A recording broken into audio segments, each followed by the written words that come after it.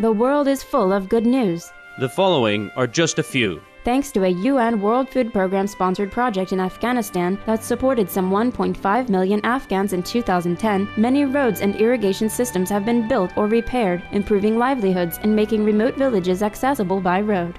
Animal rights organization Life Force, together with other activists and concerned citizens, calls for Canada's University of British Columbia to return 7 sea turtles scheduled to be killed in cruel and unnecessary animal experimentation and retire them to a sanctuary instead.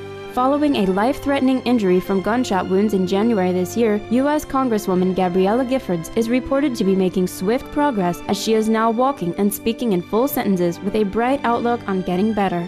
Iranian and Syrian ministers signed 5 memoranda of understanding in Tehran, Iran, to be implemented in 2011 and 2012 in various areas, including cooperating on housing and development, as well as boosting economic ties to $5 billion.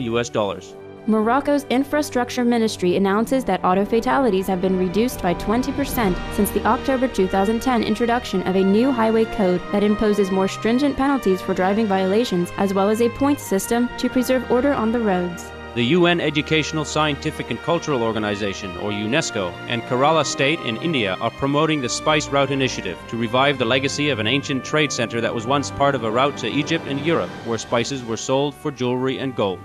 Legendary musician Sir Paul McCartney expresses his support for the No Cruel Cosmetics campaign, sponsored by the British Union for the Abolition of Vivisection, which calls for the European Union's complete ban on animal testing for cosmetics to come into effect as planned without delays. Kuwaiti Ambassador to Sudan, Dr. Sulaiman Abdullah Al-Harbi, leads a delegation to tour sites in the Sudanese state of Al-Qadarif, where 4 future schools and 5 rural hospitals will be built with a $50 million donation from Kuwait to Sudan. Speaking during a visit to Moldova, U.S. Vice President Joe Biden affirms his country's assistance in resolving a regional territory dispute, as he affirms the nation's support of Moldova's democratic reforms, as well as its efforts to join the European Union. Researchers at Leeds University in the United Kingdom find during a 5-year study of 337 patients that besides uplifting one's mood, laughter speeds the healing of wounds by stimulating the diaphragm and improving circulation.